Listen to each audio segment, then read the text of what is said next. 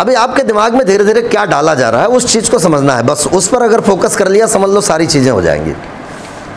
Media के माध्यम से, print media, electronic media, social media, Twitter, Facebook, इन तमाम माध्यमों से आपके, देखो किसी भी संगठन की विचारधारा खराब नहीं होती। ये संगठन स्वतंत्र स्वावलंबी प्रजातांत्रिक संगठन है। इस संगठन का केवल झंडा लाल है, इसकी विचारधारा कम्युनिस्टों से बिल्कुल भी मेल नहीं खाती। बहुत क्लियर जान लो आप, हम कम्युनिस्ट है ही नहीं हैं, हम हिंद मजदूर सभा से जुड़े हैं। हमारा कम्युनिस्टों से, वामपंथियों से कोई लेना देना नहीं है, ठीक है ना। और ऑल इंडिया रेलेवेंस फेडरेशन का कहीं से भी वामपंथियों से कोई लेना देना नहीं। चूँकि हिंदुस्तान में यूनियन की शुरुआत ही वामपंथियों ने की। 1924 में पहली यूनियन जो बनी, 1926 में जो पहली ट्रेड यूनियन बनी है, एक्चुअल रजिस्टर्ड हुई, वो ट्रेड यूनियन थी AITUC, all India trade union confederation. तो वो कम्युनिस्टों की यूनियन थी। तो बट नेचुरल है कि जब पहली यूनियन ट्रेड यूनियन ही कम्युनिस्टों ने बनाई, तो उसके बाद जितनी यूनियनें बनेंगी कुछ ना कुछ उनका प्रभाव तो उनमें रहेगा। तो उनके शब्द जैसे कामरेड है, लाल सलाम है, ये हम लोग भी इस्तेमाल करते हैं, लेकिन इसका ये अर्थ नहीं है कि हम कोई वामपंथी यूनियन है। ये बिल्कुल क्लियर कर लीजिए आप, ठीक है ना। तो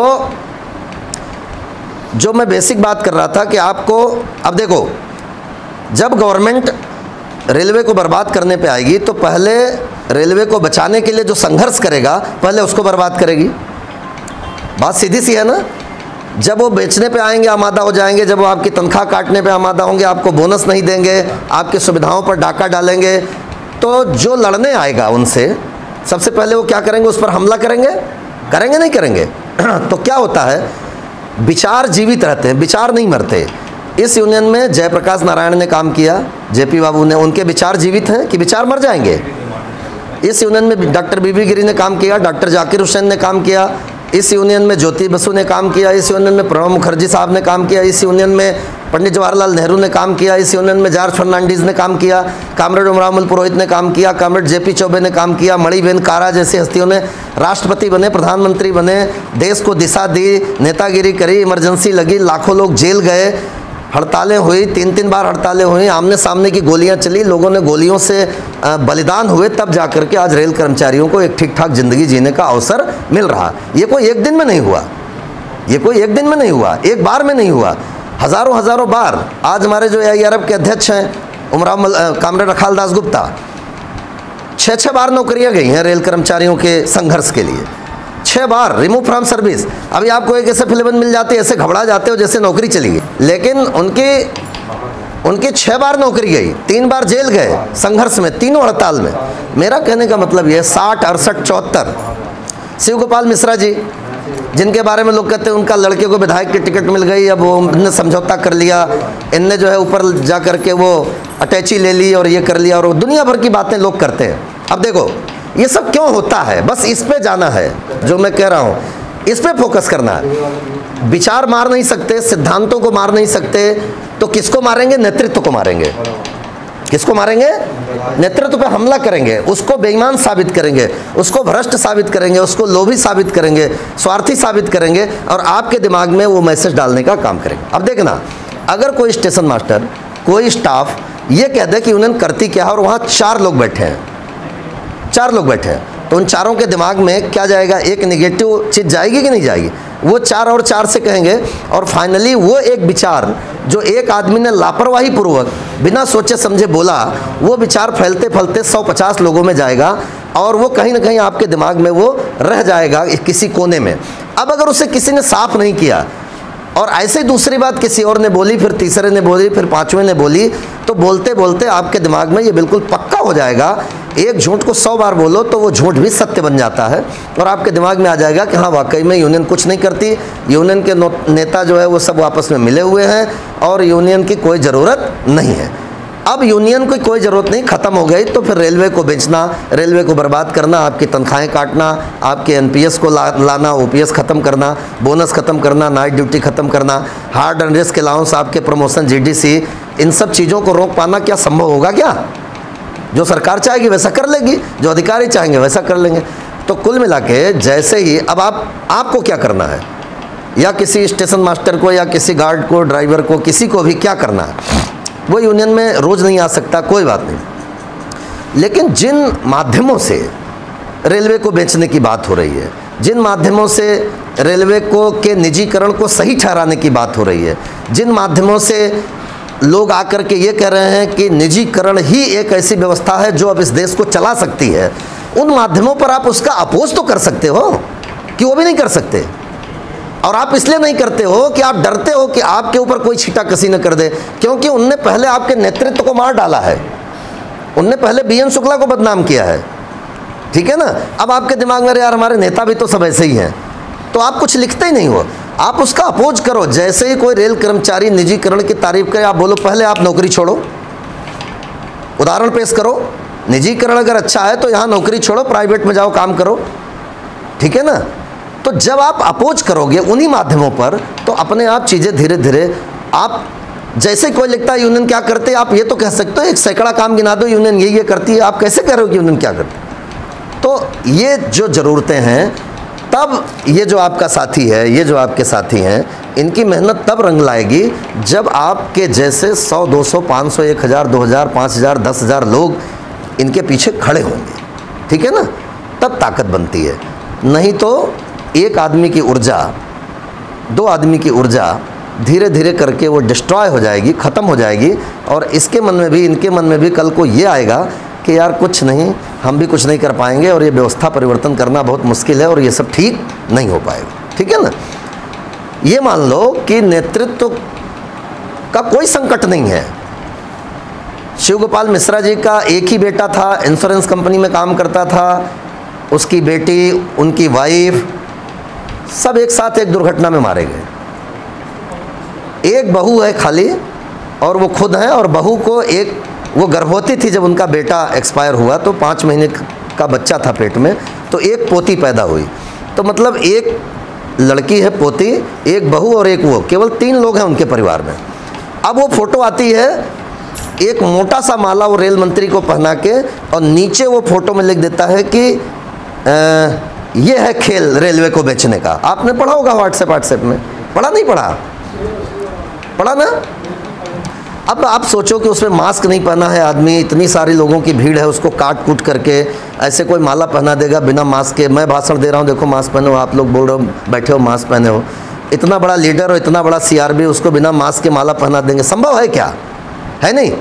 लेकिन ऐसा बताएंगे कि वो सीईओ बनने पर बधाई देने गए, इतनी मोटी माला पहनाए, वो कहीं और की फ़ोटो चेन्नई वाली काट के उसको और ला करके, ये जो निगेटिविटी फैलाई जाती है, ये जो अब दूसरी फोटो आई, एक तरफ राघवैया जी खड़े हैं, एक तरफ शिव गोपाल मिश्रा जी खड़े हैं, मेमोरेंडम देने गए थे, अब उसको लेके लोगों ने डाल दिया कि ये देखो रेल बेचने गए थे। ऐसा कुछ भी नहीं है। आजकल फोटोशॉप में, आजकल मोबाइल में, आजकल आप लोग बना लेते हो, बना लेते हो नहीं। अभी कई तो ऐसे कलाकार हमारे बीच में हैं, हम लोग तो उतने टेक्नोलॉजी के वो नहीं हैं, जो ये गर्दन काट दें आपकी फ़ोटो में और किसी और की गर्दन लगा दें, नीचे आपका ऊपर किसी और का, करते हैं कई लोग, हमने देखा है। तो अब इन परिस्थितियों में आप ये सोचो कि आपके नेतृत्व को कैसे बचा पाओगे आप, जब उस पर छींटाकसी होगी। अब कल को तुलसी को कोई बेईमान साबित करने पे आ जाए, मतलब एक पूरा चैनल लग जाए, एक मीडिया लग जाए, तो आप ही के मन में 1 साल बाद आ जाएगा कि यार इस जिसको हमने नेता बनाया वही जो है वो बेईमान हो गया। तो पहली बात तो नेतृत्व पे भरोसा रखिए, विचारों पे भरोसा रखिए, सिद्धांतों पे, संगठन पे। कहीं कुछ भी गड़बड़ नहीं है, गड़बड़ साबित किया जा रहा है क्योंकि हम उनके खिलाफ लड़ रहे हैं जो इस रेल को बर्बाद करना चाहते हैं। तो वो भी कुछ करेंगे, वो भी कुछ करेंगे। अब एक अंतिम बात कह के अपनी बात ख़त्म करूंगा कि गवर्नमेंट ने अभी एक इंडस्ट्रियल लेबर कोड पास किया। उस इंडस्ट्रियल लेबर कोड में अभी इसी वाले सेशन में पास हुआ है, उसमें बहुत सारे प्रोविजंस हैं, लेकिन जो प्रोविज़न आपके लिए दुखदाई है उसकी बात कर रहा हूँ। उन्होंने अभी जो रूल था वो ये था कि कोई भी एम्प्लॉयर, कोई भी कंपनी मालिक कंपनी खोलेगा और अगर उसके पास 100 एम्प्लॉई हो जाते हैं, 100 या 100 से ज़्यादा हो जाते हैं, ठीक है, तो वो बिना सरकार की मंजूरी के वो एम्प्लॉयर उस कंपनी को बंद नहीं कर सकता। और अगर बंद करता है डिफ़ॉल्ट होने पर, तो उन 100 लोगों को आधी तनख्वाह देनी पड़ेगी। कितनी देनी पड़ेगी? आधी तनख्वाह। ये रूल थे, ये पेमेंट एंड वेजेस एक्ट थे, इस प्रकार के कुल इंडस्ट्रियल डिस्प्यूट एक्ट था। ये तमाम एक्ट इसी यूनियन ने लड़ करके सरकारों से बनवाने का काम किया था, और ये भारत सरकार से नहीं, अंग्रेज़ों की सरकार से बनवाने का काम किया था। इंडस्ट्रियल डिस्प्यूट एक्ट 1946, उस समय तो देश आज़ाद हो रहा था, अंग्रेजों ने बनाया था 1948। तो आपको उस चीज़ को समझना पड़ेगा कि उन सारे एक्ट को गवर्नमेंट ने ख़त्म करके, एबॉलिश करके केवल 4 एक्ट बना दिए, उस बिन कर दिया। और उसमें यह कर दिया अब कि 300 कर्मचारी से जब ज़्यादा होंगे तब एम्प्लॉयर को सरकार से मंजूरी लेनी पड़ेगी। 300 तक तो वो कभी भी निकाल सकता है, कभी भी रख सकता है, जिसको जब चाहे, without any notice, without the consent of government, कभी भी वो उसको नौकरी से बाहर कर सकता है। अब निजीकरण की राह पर जब सरकार बढ़ रही है तो निजीकरण की राह में ये कितना खतरनाक कदम है। आज कोई भी एम्प्लॉयर 300 से ज़्यादा एम्प्लॉय रखेगा ही नहीं, 250 पौने 300 रखेगा, और जब मन में आएगा लात मारेगा, बाहर कर देगा, जब मन में आएगा रख लेगा। इसको बोलते हैं हायर एंड फायर इसको बोलते हैं हायर एंड फायर। ये करने वाले हैं ये। तो एक तो ये खतरा। दूसरा, अब संघर्ष करने के लिए जो यूनियनें हैं उन्हें ख़त्म करना था। चूँकि अभी सरकारी यूनियन एक ही थी, कांग्रेस की NFIR, जो आपके यहाँ गाय के नाम पर वोट मांगते, वो सरकारी यूनियन थी। जब कांग्रेस की सरकार रहती है तो उनको रेलवे में थोड़ा सपोर्ट रहता है गवर्नमेंट का। अभी नहीं है, अभी नहीं है उनको भी। हम लोग स्वतंत्र स्वावलंबी प्रजातांत्रिक हैं, तो हमें तो कभी किसी सरकार का सपोर्ट मिलना ही नहीं है, कभी नहीं मिलना है।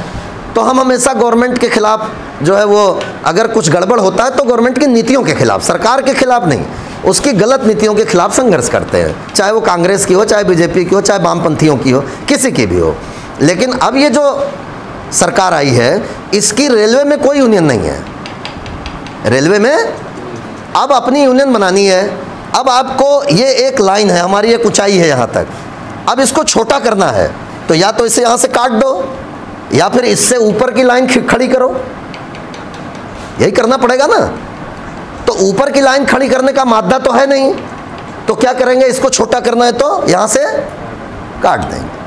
तो अभी जो रूल था चुनाव लड़ने का वो ये था कि 35% वोट जिस यूनियन को मिल जाएंगे पड़े हुए मतों का, उसकी मान्यता रहेगी।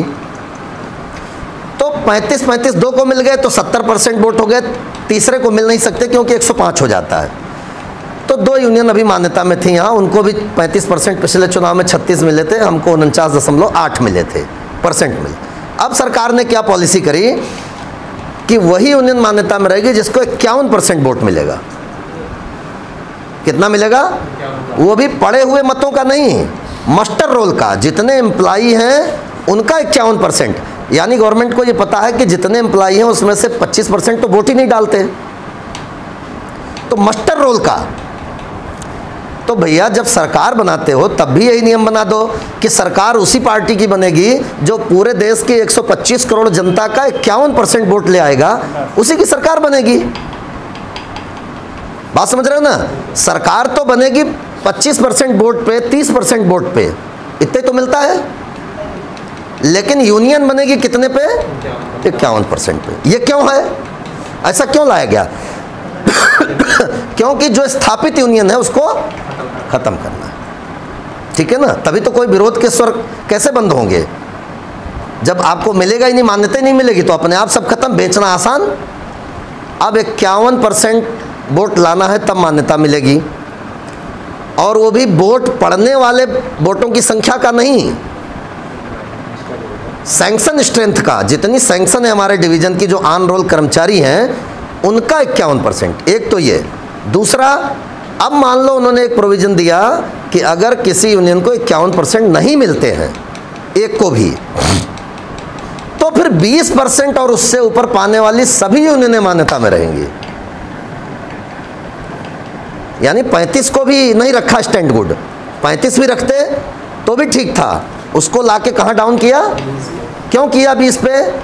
क्योंकि 20% में इस सरकार की भी जो पार्टी की जो यूनियन अब रेलवे में है, उन्हें यह उम्मीद है कि 20% में हम कहीं ना कहीं किसी न किसी रेलवे में तो आ ही जाएंगे। आ रही बात समझ नहीं आ रही? तो जब हमारे लोग आ जाएंगे तो इसको बेचना, बर्बाद करना, खाटे में दिखाना, प्राइवेट करना और आसान हो जाएगा। अभी तो ये चीखते रहते हैं, चिल्लाते रहते हैं। अभी जन आंदोलन में हम लोगों ने कितनी ताकत दिखाई, आपने देखा होगा। मुझे तो बड़ा मतलब अच्छा लगा उस दिन कि चलो लोगों में इतनी जागरूकता आई कि बागरा तवा जैसे स्टेशन में लोग रात में खड़े होकर के और नारेबाजी कर रहे हैं। ये बहुत गौरव की बात है, ये कोई छोटा काम नहीं था। ये ट्रैकमैनों ने जो किया है, उनके बच्चे वो फ़ोटो लेकर के और वो कागज़ लेकर के पूरा परिवार, यही आना, यही ज़रूरी है, ये होना ज़रूरी है। ये जब तक पूरा परिवार शामिल होगा, पूरी जनता शामिल होगी, तब ये रेलवे बचेगी, ऐसे बचने वाली नहीं है।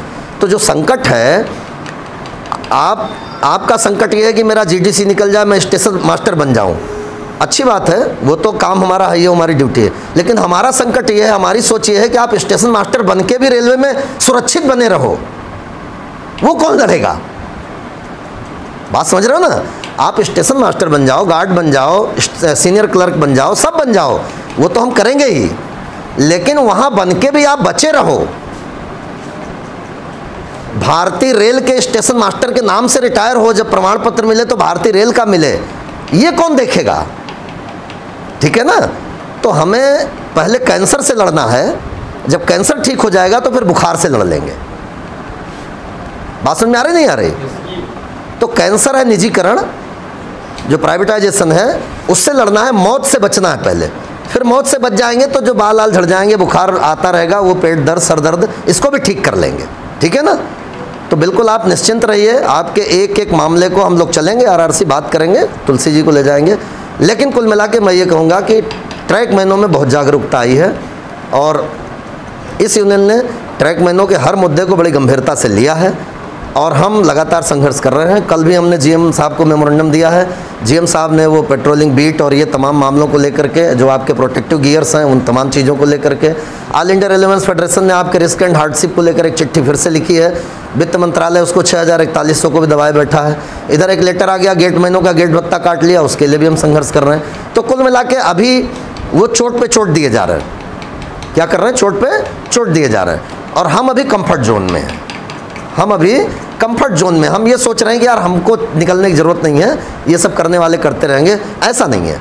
सबको मिल करके आपने अच्छे नेता चुने हैं, कुमार तुलसी हो, चाहे हेमंत राठौर हो, चाहे ओम मिश्रा जी हो, योगेश हो, या जो भी आपके बीच के अर्जुन बैरागी हो, जो भी आपके बीच के ट्रैकमैन है। और मैं तो चाहता हूं कि ऐसे कई कुमार तुलसी आप ले आइए, हम उन्हें स्थान देंगे, हम उनके लिए लड़ेंगे। श्याम सुंदर जी हैं, तमाम लोग हैं जो हमारे बिछड़े उछड़े भाई हैं, जो छोटी छोटी बातों से नाराज़ हैं। अगर मान लो किसी दिन आप आए और मैं किसी और मूड में हूँ, मैं घर से मान लो हम लड़के ही आए हैं हमारी घरवाली से, और मैंने आपके काम पर उतनी तवज्जो नहीं दी तो आप नाराज़ होकर चले गए, है ना? तो नहीं कि चाहे जिधर मोड़ दीजिए, शीशा हो मुड़ तो सकता नहीं, तोड़ दीजिए। यूँ तो आते ही रहते हैं कितने पत्थर इस रास्ते में, इस सहन में, हल इसका ये नहीं कि घर छोड़ दीजिए। तो आपका एक काम नहीं हुआ, एक बात नहीं बनी, एक मांग नहीं पूरी हुई तो यूनियन ही छोड़ दी, अब यूनियन बेकार हो गई, लिटोरिया जी बेकार हो गए, शिवगोपाल मिश्रा जी बेकार हो गए, गालब जी। ऐसा नहीं है, ऐसा नहीं सोचना है। आप भी अपने बेटे की हर मांग को पूरा नहीं कर पाते हैं, कर लेते हैं क्या? आपका बच्चा आपसे जो जो मांगता है उससे 100% नहीं कर पाते हैं, जबकि सब कुछ आपके पास उपलब्ध रहता है तब भी नहीं कर पाते हैं। तो ये इस चीज़ को हमें समझना पड़ेगा कि हम किस स्टेज में आज की तारीख में हैं, कौन सा काम ज़्यादा ज़रूरी है, कौन से काम की प्रायोरिटी है। हर चीज़ को लेते हुए 2-3 बातें हैं, आप कभी भी संगठन पे शक मत करना, नेतृत्व पर बिल्कुल अविश्वास मत करना, नेतृत्व पे भरोसा बनाए रखना। मैं आपको 2 बातें बोल रहा हूँ, हर नेतृत्व के मन में 2 तरह का युद्ध चलता रहता है। मैं इतना सक्षम हूँ, या लिटोरिया जी इतना सक्षम है, या गालब साहब इतने सक्षम हैं कि वो अपनी नौकरी कर सकते हैं, अपने बच्चे पाल सकते हैं, अपना खाना पीना कर सकते हैं, जैसे सब आम आदमी करता है। लेकिन जब अपना परिवार चलाने के बाद, जब अपनी नौकरी करने के बाद आदमी की ऊर्जा ख़त्म नहीं होती, बची रहती है, तब फिर वो आदमी नेतृत्व की तरफ आगे बढ़ता है। बात समझ में आ रही कि नहीं? अगर मेरी ऊर्जा, मेरी ताकत केवल अपने परिवार के पालन पोषण में ही ख़त्म हो जाती तो मैं आज यहाँ नहीं होता, मैं आज यहाँ नहीं होता। तो इस काम में वही आता है, क्योंकि ये पूरी तरह से थैंकलेस जॉब है, अपेक्षाएं बहुत ज़्यादा हैं और हमारे पास उनको पूरे करने के साधन बिल्कुल नहीं है, सीमित भी नहीं, बिल्कुल नहीं है। हमें काम किसी और से लेके आना है, रिजल्ट किसी और से लेके आना है, सिग्नेचर कोई और करता है, काम को पूरा करने का आर्डर कोई और निकालता है। हमारे हाथ में कुछ है नहीं ऐसा। हमारे हाथ में अगर कोई चीज़ है तो वो है आप लोगों का विश्वास, आपका धैर्य और आपकी ताकत। यही है हमारे हाथ में।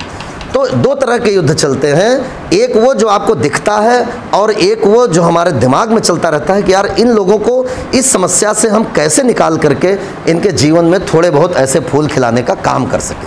ये हमारे दिमाग में एक युद्ध चलता रहता है। तो रातों दिन आपके जो नेता हैं रातों दिन ये मेहनत के बीज बोते हैं, मजदूर हितों के लिए अपना लहू पिरोते हैं और लाश की शक्ल में बिस्तर पे जिस्म रहता है, लोग समझते हैं कि हम बड़े चैन से सोते हैं। तो सिर्फ इतनी सी बात है कि आपके नेतृत्व को बदनाम किया जाएगा, उससे होशियार रहें। संगठन को बदनाम किया जाएगा, उससे होशियार रहें। सरकार ऐसा शो करेगी कि हम तो रेलवे को बचाना चाहते हैं, ये यूनियनें बेचना चाहती हैं। बात समझ आ रही नहीं आ रही? सरकारों की तरफ से ऐसे फोटो, ऐसे मैसेज आएंगे, पहले तो वो निजीकरण को ही सही और भगवान साबित करने की कोशिश करेंगे, फिर उससे बात नहीं बनेगी तो आपके नेतृत्व पे प्रहार करेंगे, फिर उससे भी बात नहीं बनेगी तो आपके संगठन पे प्रहार करेंगे, आपको वामपंथी घोषित करेंगे, आपको वो लेफ्टिस्ट घोषित कर देंगे, ये लोग रेलवे का भला नहीं चाहते। उससे भी बात नहीं बनेगी तो ये साबित करेंगे कि यही लोग बेचना चाहते हैं, हम तो इसके रक्षक हैं, हम तो आपको बचाना चाहते हैं, ये बेचना चाहते हैं। ठीक है ना? ऐसे फोटो डालेंगे, ऐसे मैसेज डालें। इन सब चीज़ों से सावधान रहते हुए आपका फोकस गोल पे होना चाहिए, जैसे अर्जुन को दिखती है चिड़िया की आँख। पहला काम, न कोई ट्रैकमैन, न कोई स्टेशन मास्टर, न कोई रनिंग स्टाफ, न कोई चेकिंग स्टाफ, हम सारे लोग एक रेल कर्मचारी हैं, रेल बचाएंगे। उसके बाद हमारे जो हक और हकूक़ हैं उनके लिए आवाज़ बुलंद करेंगे। आज के इस सम्मेलन को संबोधित करते हुए मुझे जीवन में जितनी खुशी हुई है, खुशी इसलिए हुई है कि हमने आपके बीच के कुछ रत्नों को पकड़ करके, तराश करके, उन्हें पहचान करके, और आज उन्हें आप लोगों ने जो मौका दिया है तो उन्हें हमने अपने इन हाथों से सम्मानित किया है, माला पहनाया है। मुझे उम्मीद है कि आपके ये रणबांकुरे आपके ये उम्मीदों पर खरा उतरेंगे और आपके जीवन में, आपकी बगिया में ऐसे पेड़ लगाने का काम करेंगे, ऐसे फूल खिलाने का काम करेंगे जिससे कल को आप इससे भी बड़ी और सुगंधित माला इनके गले में पहना सकें। बहुत बहुत धन्यवाद। इनकलाब जिंदाबाद।